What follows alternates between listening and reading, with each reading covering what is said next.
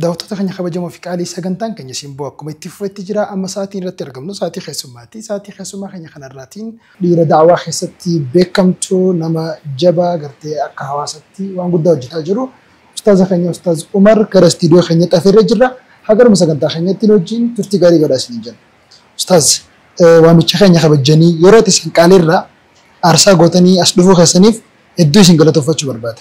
Galatooma. Baga nagaan dhuftan. Isinis baga nagaan dhuftan. Ayyee turtii bareedduu akka wajjin goonu abdii guddaan qaba. Inshallah. Gaggabaabsinee oofnaa. Inshallah ta'ala daawwattoonni keenya illee wanni isin nu beektan ustaaz Umar wajjin yeroo biraatis bal'inaan kan itti deddeebinu ta'a. Har'a immoo haga tokko mee dhaloota irraa haa kaafnu. Ustaaz Umar eessatti dhalatan? Isaan immoo eenyu turan? Har'a immoo eenyu? Khaleessa immoo eenyu tura waan jirraa? Bismillah, alhamdulillah, salatu wassalam ala rasulullah sallallahu alaihi wasallam. Ani dhalootani godina Arsii lixaa aanaa Shaashamanneeti. Ayyee.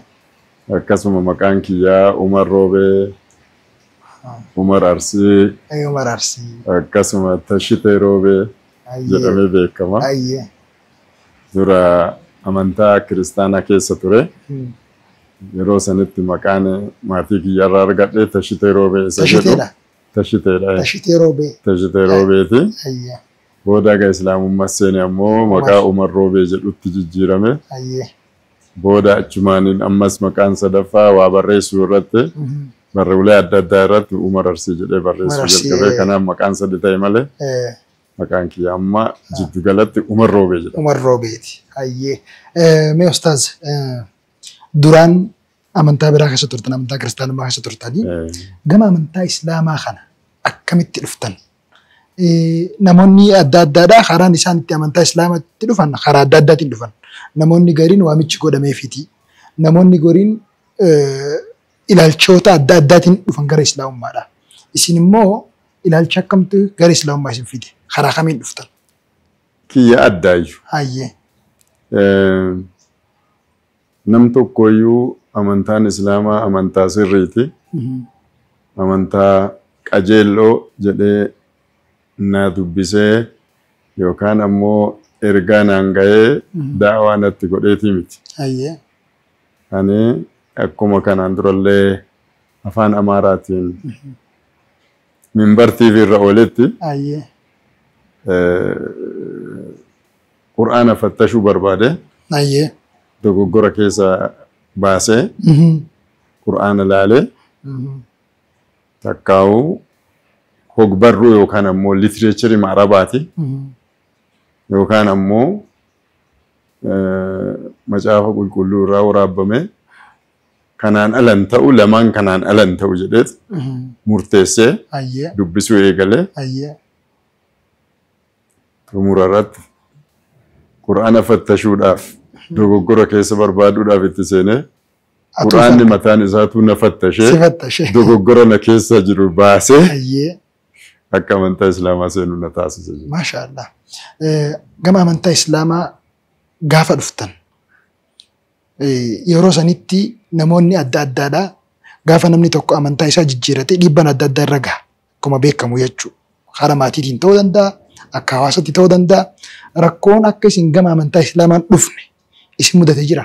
Tokko lama miti baay'ee. Ayyee. Irra baay'een namoota addunyaa kanarra jiranii gariin isaanii material orientedidha.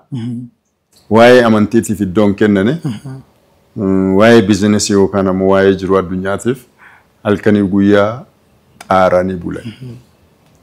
Yeroo qaban kana keessaa dhimma amantiitiif iddoo kennuu dhabuun ilaalcha kennuu dhabuun tokko gufuu waan islaamummaatti fiduu yookaan dhufuu nama dhogguu keessa. Ayyee. Waan ajaa'ibaati waa maammaati na gaafattu kana yaadda mucaa tokko alhamdulillah shaahadaa qabate Alhamdulillah. Allahu akbar. rakkoon tokko waggaa 3 dura waliin haasa'aa turre har'aan tana islaamummaa seenee Waggaa 3 dura waliin haasa'u turte. waliin haasa'u turre waan isa mudate kanallee mudatetu keessa jira. Ayyee. Tokko hawaasummaadha. Ayyee. Inni lammaffaan naannoo keessa jiraatanii Inni sadaffaan maatii irraa dhalatanii. Tokkoffaa yeroo dargaggummaa yeroo yookaan ammoo maatii keenya jala jiraannee haadhaaf abbaa keenya jalatti yoo kabullu taane yoo isaan nuun eeyyamne amantii islaamaa fudhachuun hin danda'u. Sodaat jira. Maatii ofii kabajuutu jira. Waan isaan jedhan dhaga'utu jira. Inni biraa ammoo guddaan tokko aadaa ittiin guddatan sana. Aadaa san keessaa bayanii namni gaafa dhalate irraa aadaa kaalcherii kiristaanummaatiin yoo guddatee jedhe aadaa san akka salphatti ofirraa dhiisee dhugaan illee karaa kana jirti jedhee itti mul'atu taate aadaa san ofirraa dhiisee keessaa bahuu hin barbaadu. Inni biraa ammoo waan nama gaddisiisu keessaa dhugaan itti dhuftee xarapheezama kanarra kaa'anii uduu itti mul'isanii ani takka fudhadhe ofirra garangaluu gara na baaset na haa baasu jechuudha. Kuni waan jiru akiraa keessatti sarteenitii dhabu. Waan kana irra baay'een namoota akka aadaatti yookaan ammoo akka maatii irraa dhaalutti amantaa hordofutu rakkoo kanaan ga'a. Kanaafuu social factoriitu jira, environmental factoriitu jira, family dominancetu jira. Maatiin yoo karaan dhugaallee karaa kiristaanaa ta'e, yoo karaan dhugaallee karaa islaamaa ta'e, lamaan qixan ta'u. Yeroo akkanaa kana keessatti dhiibbaan maatiin namarra geessu baay'eedha. Guddaadha. Guddisee namatti ulfaata. Maatii ofii ammoo didanii keessaa ba'uun illee haguma san nama jabaata. Rakkoo kanneentu jira. Narras ture jechuu barbaade. Sirra gahee jira rakkoon kun. Narras gahee jira. Ayyee mee ustaaz wanni isin gaafadhu tokko yeroo sanitti dhugaadha isin quraana keessatti dogongora barbaadu akkuma dhuftaniini fattashu akkuma dhuftaniini quraan isinuu fattasha itti isin hambise. Akkasi. Nama gaddisiisaa. Alhamdulillah. Kuni waan hedduu nama gammachiisati. Garuu yeroo sanitti gaafa amantaa dura qabattan wantoota amma isin kaaftan kana dhiibbaa hawaasummaa dhiibbaa aadaa keessa guddatanii dhiibbaa maatii ofiidhaa kana keessaa bahuun isinitti hin ulfaanne. Ulfaachuu miti. If duba deebi'uuf tokkoffaa hawaasa keessa jiru keessaa bahee hawaasa musliimaatiin makamuunuu mataa isaatu natti ulfaata.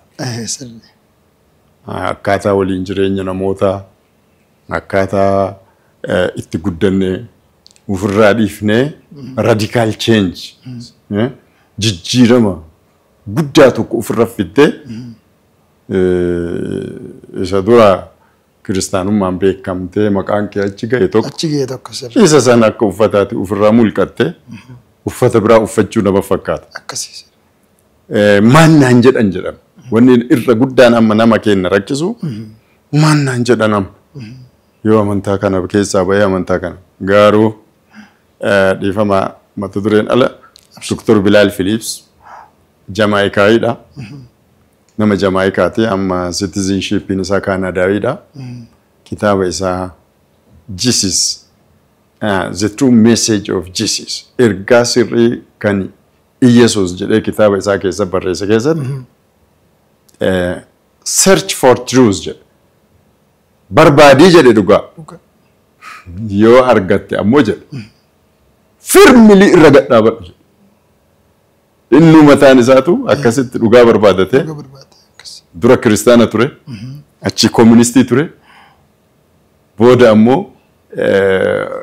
dhugaa barbaadate islaamummaa seenee haga PhD hojjete Islamic Online University banee addunyaa irratti barsiisa. Search for the truth dhugaa barbaadadhu yoo argite ammoo irra gadhaabadhu. Dubbiin kun dubbii salphaa miti. Ani dhugaallee argee yeroo sanitti akka argeen islaamummaa seenuu hin sodaadhe. Dhugaa agarte. Argee jira. Adda sii baate. Hin sodaadhe. Akkamiin uummata keessa ba'a? Akkamiin islaama jedhee himadhaa? Kanneen tun ajjabaata. Garuu ustaas waan dubbii jabduu naa kaaftan. Waan san keessa miira san keessa miira gama islaamatti dhufuu sodaattan san keessa mudannoo tokko silaa naa xoo'itanii guyyaa dura uffata kiristaanummaa ofirraa baaftanii uffata musliimaa haattanii as baatan simannaan hawaasichaa akkam ture isinoo wanti isin dhagahame miira hoggosiisan silaa xiqqishoo nagarsiiftanii ni barbaada. Ani rakkoo addaa qabata. Hayyee. Simannaan hawaasa musliimaa illee nan gammachiisa. Hayyee naa himame ustaad. Nan gammachiisa. Ani rakkoo sadi qabatu. Hayyee sadeeni. Tokkoffaan rakkoo maatii kiyyaa. Rakkoo maatiiti. Hayyee. Maatiin maal jedhaa? Hin maraate. Fayyaan. Sammuun tuqamee hin jiru. Namni kun nagaan qabu. Maraatee jira malee. Haa hidhannu. Nama maraatee abbatu hidhata. Abbati hidhate. Maraattuu fi abbatu hidhata. Nama kana haa hidhannu jedha. Hayyee taakka. Inni biraa hawaasni musliimaa immoo dhugaan waan islaama ta'eeru isin fakkaata. Ergaa wayii mootummatu ergaa wayii itti kennee. Ergama qaba. Ergama qaba malee dhugaan islaamummatti seeneera isin fakkaata. Karaa mootummaatiin ammoo namni kun dhaaba siyaasaa wayiitiin ergamee masgidatti musliima gurmeessuuf malee siyaasaa biraa hojjechuuf malee dhugaan islaama ta'e hin jiru. Rakkoo sadantu narra ture. Rakkoo sadan kana maraayyuu rabbummaan na gargaaree obsaan lolaan keessa darbee keessa achi baatan. Alhamdulillah. Alhamdulillah. Rakkooleen sadeenuu rakkoo jajjabduu duratti deemuuf dura sin ooftu. Duubatti deebi'uuf maraattee jirta. Gamana wanni biyyattii wajji wal qabatu si qabee jira. Kana hunda dabartee dhufuun khaleessa sahaabota nu yaadachiise. Sahaabota khaleessa Khabbaab fa'aa nu yaadachiise. Bilaal fa'aa jechuudha. Waan san nu yaadachiise. Alhamdulillah. Baga rabbiin gara islaamummaa isin fide irra deebiidhaan gaara. Alhamdulillah. Waggaa dura turtanii. Mee ustaaz waan takka miira tokko silaanaa ibsateen kan hin barbaadu. Yeroo sanitti erga islaamummaa fudhattanii garaagarummaan amantaalee lamaan ati lachuu qorattee beeyta. Lachuu agartee jirta. Garaagarummaan amantaa lamaa kana gidduu jirtu qalbii tasgabbii qalbiitii fi kanarratti dhiibbaan isiin umtu garaagarummaan amantiiwwan kana lamaanii bifa kamiin ibsitamee jecha kamiin ibsita ustaas?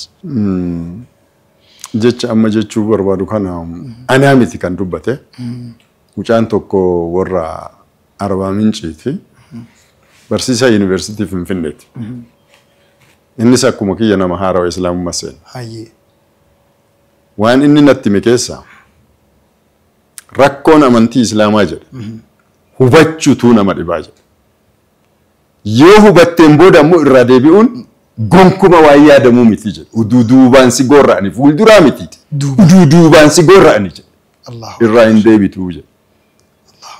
Really ani jecha inni jedhe kana akka hadiisatti qabadhee namatti himaa. Wallahi. Ani ammoo dhugaa dubbachuuf mana barumsaa mishiiniititti baradhee dura mana barumsaa SIM'tti baradhee Pirootistaantiidha jechaadha.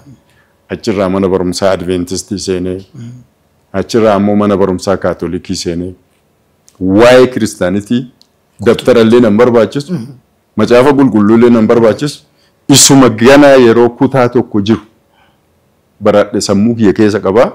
Yeroo sanitti yoo macaafa quddusiin maarkii gaarii hin argatin qabxii gaarii hin argatin kutaa irraa gara kutaa tokkoo darbuun hin danda'amu. Kanaafuu ani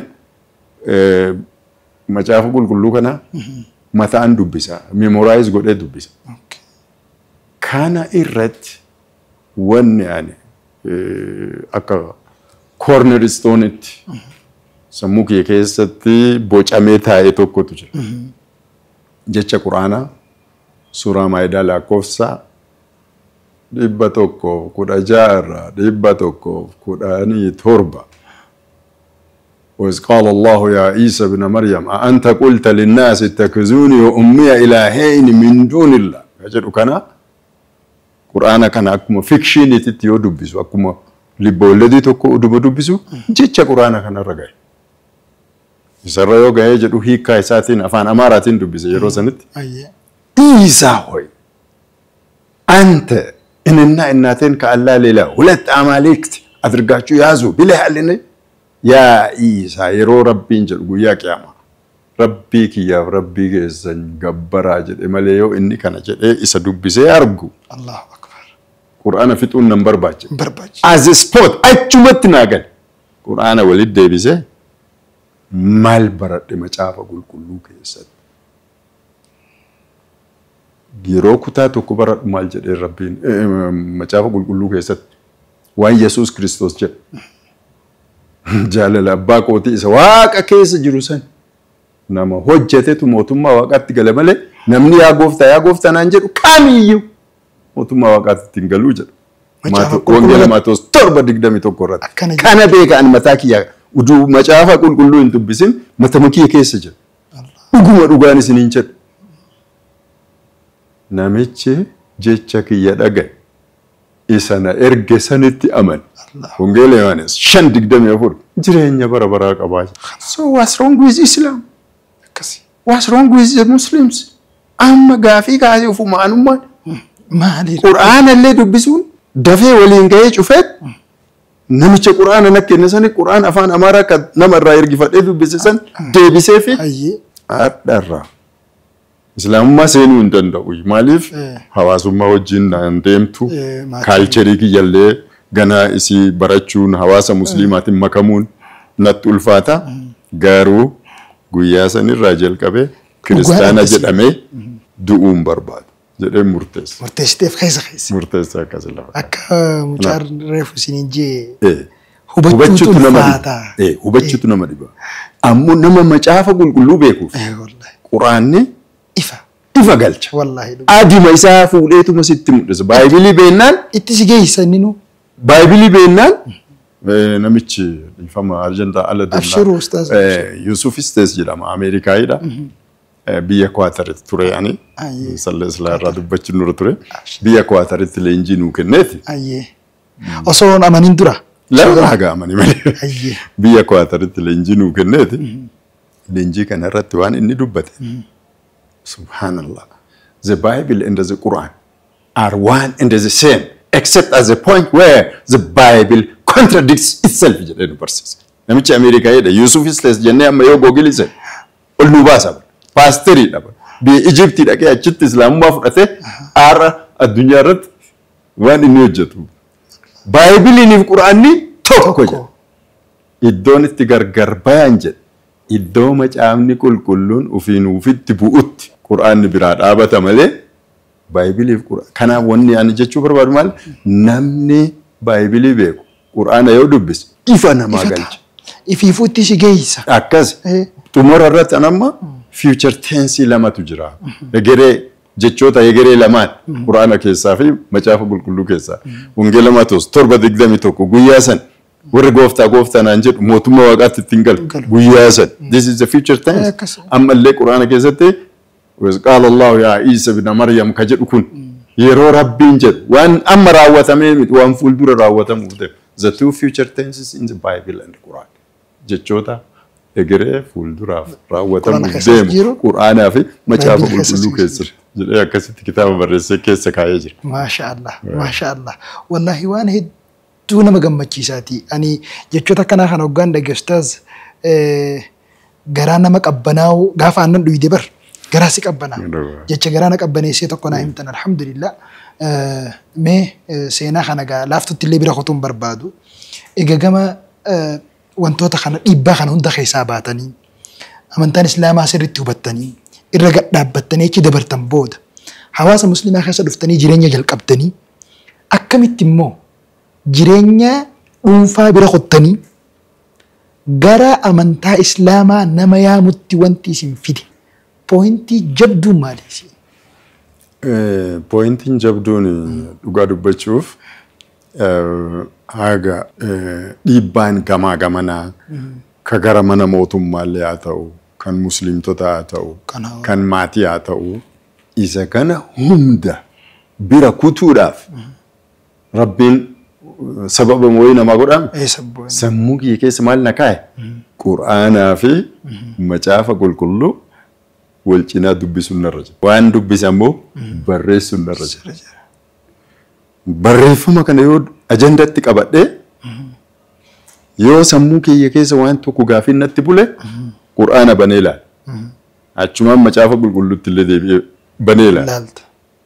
Waan kanneen hunda dhiibbaa jiru kana mara wanni ittiin moo'adheen alhamdulillah rabbil aalamiin dubbisuudha. Wanni akka dubbisu waa adda sii baasu hin jiru. Amma rakkoon kenna maal jettu? Waan dubbifnee hubannu waan namoota irraa dhageenye himaa deemu. Akkasii wallaahi sirri. Waan namoota irraa dhageenye ebeelatu akkas jedha. Namicha santu akkas jedha. Jenna malee waan ofii dubbifnee hubanne. Gaafa dubbisee hubadhe ifa sii baay'ee. As koottaa jedheen. Warra gara fira kiyyaate. Ayyi amma as baate. As baya jedhee. Koottaa mee jedhee. Haasoynu. Na wajjin hin dubbata. Maraatti waliin maaltu dubbata. Na biraa deema. Akkasi haa namni tokko sitti dubbachuudhaaf waan ati lafaa qabduutu jira. Lachuuturraa asii dubbifte asii dubbifte. Hawaasa musliimaatiin ammoo maaliif teettanii? Masgiiduma qofa teenneetuma saganneetuma baanaa. Akkas jedha Rabbiin Quraana keessatti. Maa gadi hin baana. Ergaa kana maal warra birootiif hin geenne. Itti gaafataman nurra jiraami jedhan. Isa dhiibbaa karaa mootummaatiin jiru ammoo almost waggaa 4-5 akkas hojjedhee hojii mootummaa gadhiisee keessaa bahe. Hojii mootummaa harkuma kiyyaan barreesse gadhiisee hojii kana hojii ergaa Rabbii kana geessuu kan irratti uf ramadee Rabbiin illee kadhadhee gargaarsa Rabbiitiin. Maashaallah. Ramaddii kanaatu ulfaataa bar. Ramaddii keessaa ramaddiin haalaan ulfaatu. Namoonni bakka da'awaat irratti argaman barnoota qaban beekumsa qaban dubbisee hubate itti gabbahee hawaasa keessatti ergaa itti dabarsuu dadhabe murtee kana. Wanti da'awaa keessa seenuudhaaf waan reefu isin dubbattantu jira. Dhiibbaatu jira. Dhiibbaa akka ati da'awaan seenne murteessitee da'awaa keessa hin jiraanne si godhu san namoota dandamachuu hin dandeenyeetu jira. Waan naan jedhantu jira. Dubbii intalaa jirta. Maal isin hin jaan? Zimbal baak. Islaam ay sabkim naan jedhan. Wallahi. Allahu. Yoo adi warra kiristaanaatti dubbadu. Wallahi. Dem hiddanu sabbakaara. Dem habo. Musliima sabbaku argine hin beeknu dem kiristaana malee. La hawla wala quwwata. Kuni aadaa biyya kana keessa ture. Booda ammoo kuni maraattu maaltu isa wajjin haasaa jechuullee jalqabe.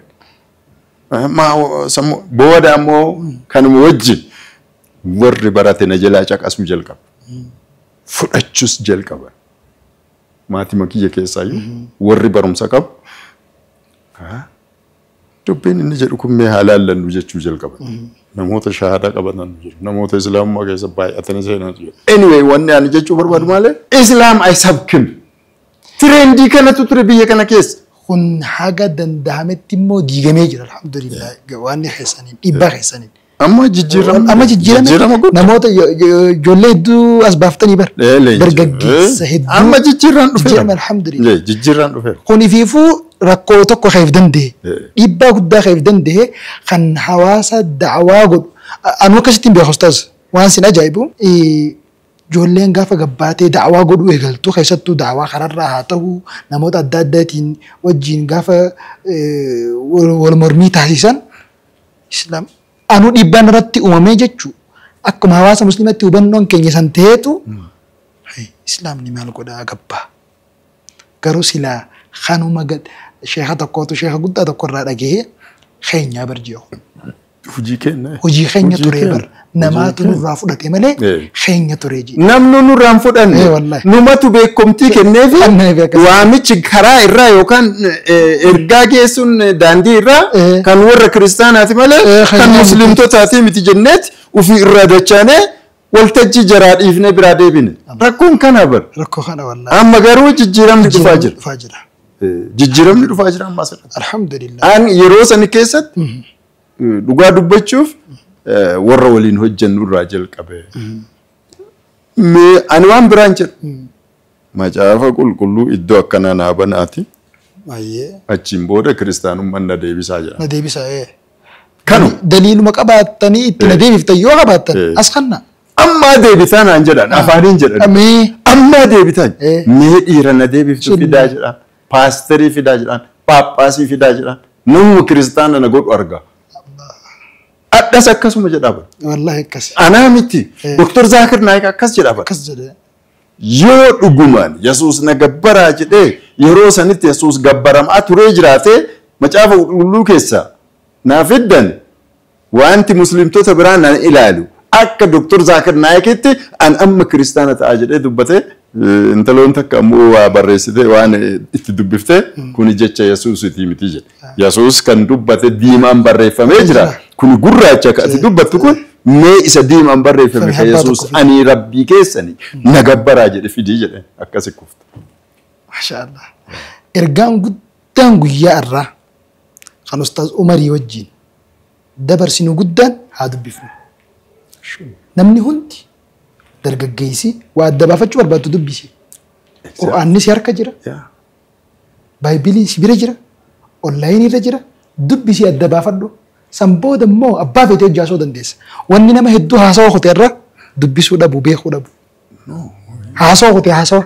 Waan asirra dabalu qabaa yoo. Ayyee irra naayidaa. Har'a faranjiin barreessaa jirti kitaaba. Maal jedhanii barreessan?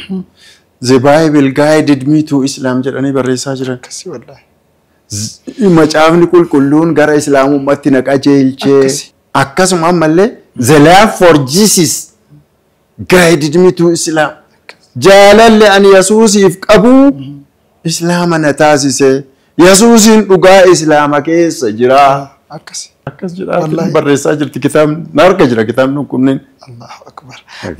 Nama tokkoon yaadadha Ustaaz. Isa san himnee sagantaa keenya gara xumuraa deemaa jira. Hin xuyin immoo sagantaa Ustaaz. Wanni sun naa beeytan sagantaa keessanii wajjin interviyuu nuti goonu kanaa miti bal'inaan kutaadhaan kan itti fufnu ta'a. Maaliif? Akka afaan Oromootti miilaan miidiyaan keenya kun minbarii wajjin hojjechaa jira isinillee akkuma quba qabdan. Gama fuulduratti hawaasa keenyaaf waa hedduun adda bahuudha qaba. Barnoota dubbisuu wajjin wal qabatee islaamummaan kun maal akka ta'e namoonni harkaa qaban keenyumaa dargaggeessa irratti hojjetu waan nu barbaachisuuf miidiyaadhaan dabarsuu qabna waan ta'eef gama fuulduratti itti deemna. Mucaa tokkootu gara Harargee kana waggaa 3 mana taa'ee jira. Nama amantaa kiristaanaa keessa ture. Waggaa 3 mana taa'ee jira. Maaliif mana teessee jennaan osoon baayibilii dubbisuutiin dhugaa jiru harkadhee jira akka amma faranjoonni jaan gara islaamummaa na fidee. Jechootuma Yesuus ji'ee kana macaafa qulqulluu keessaa baasee hoggaan sirriitti dubbisee ilaalee gallan laalu ila arraa maaltu iyyatti iyya na cufe jeetiniin waggaa 3 akkas hin jettan san dhiibbaan hawaasummaa jira dhiibbaan maatii jira manatti galee beetekiristaana sin dhaqu bakka takkan dhaqu manatti galee fi hojii haasaa jira. Booddee boodaadhaa ijoollee musliimaatti hojii bakka adda addaatti hojii wal arkee dhiibbaa kana keessaa gabbee mucichi nama isaan biratti illee beekamtii qabu. Nama uffanni isaa akka isin jeessan ol kute amma immoo keessaa as bahee wanni takka gara islaamummaa nan finnee baayibiliin gara islaamummaa na fidee baayibili waa takka quraana illee dubbifnee inni baas guyyaa tokko quraana ijaan ilaalle baaybiliitu gara islaamummaa na fidee saniifuu dhugumatti yoo lallaallee dubbifne wantummaan nuti gartee dhuga jennee harkaa qabnu gara dhugaa san nu geessa waan ta'eef sanirratti dhaabbachuun dhaamsa keenya guyyaa irraati akkasii miti mee xumura irratti Ustaaz. Walitti deebina waan ta'eef gana waa hedduu haasofne. Arraaf immoo galaa takka ka daawwattoonni keenya nu daawwataa jiran dargaggoonni hawaasni dhiiraa dubartiin nu daawwataa jiran kun galaa takka fudhatanii deeman haasawaa keenya kana hunda keessaanii fudhatan. Immoo xumura irratti jecha gabaabaa tokkoon dhaamsa bareeda tokkoon dhaamaati sagantaa keenya xumura. Gabaabaatti إن الدين عند الله الإسلام جد ربين قرآن كيسة ربين برتي أمانتان أوغا أمانتا إسلاماتي جتي جتشكون أبو كريستانو تامتي مسلم تون نبيكا والله كان قدس جتش قدال إن الدين عند الله الإسلام truly the religion with Allah is Islam يوجد إلا فكات إذا كان فودن counter check gochuu dadhabe. Gara macaafa qulqulluu deebinee amantaan dhugaa kiristaana ka jedhu macaafa qulqulluu keessa yoo jiraate amantaan dhugaa pirootestaantii ka jedhu kaatolikii ka jedhu ortodoksii ka jedhu yoo macaafa qulqulluu keessa jiraate nu rakkisa. Maaliif walqixxeedha macaafni qulqulluun illee falmii isaa lafa kaayatee jira maal jedhee amantaa dhugaa pirootestaantii kaatolikii joobaa witnesidha jedhee yoo kaayee jiran asiin quraanni ammoo amantaa dhugaa islaama yoo jedhe akkam goonee addaan filan keessaa filan waan isin ajaa'ibu gara saniin waa takka hin jiran quraanni ammoo firii paasii qaba. Jecha rabbiin biratti amantaan dhugaa islaama jedhu kana warri amantaa kiristaanaa macaafa ofii keessaa amantaan dhugaa ortodoksiidha, pirootestaantiidha, kaatolikiidha jedhee yoo ragaa dhiyeeffate waltajjii baanee ragaa biraa barbaadan jecha. Amma garuu ragaan tokko garasiin waan hin dhufneef quraanaaf maal kenninare free pass. Kan madam siki. Ayyee hedduu galatoomaa dhagaa Ustaaz Umar Arsiitii wajjin sagantaa keenya ni eegalle malee kan xumurree miti ganaa sagantaa bal'aa Ustaazaa wajjin kan gaggeessu nu ta'a daawwattoota keenya egaa guyyaa irraatiif sagantaan nuti Ustaazaa wajjin qabannee yaani kana fakkaata sagantaawwan keenya kan simboo kan hafan itti fufanii ammallee sagantaawwan keenya kan hafan wajjin turtii gaarii isiniin jenna.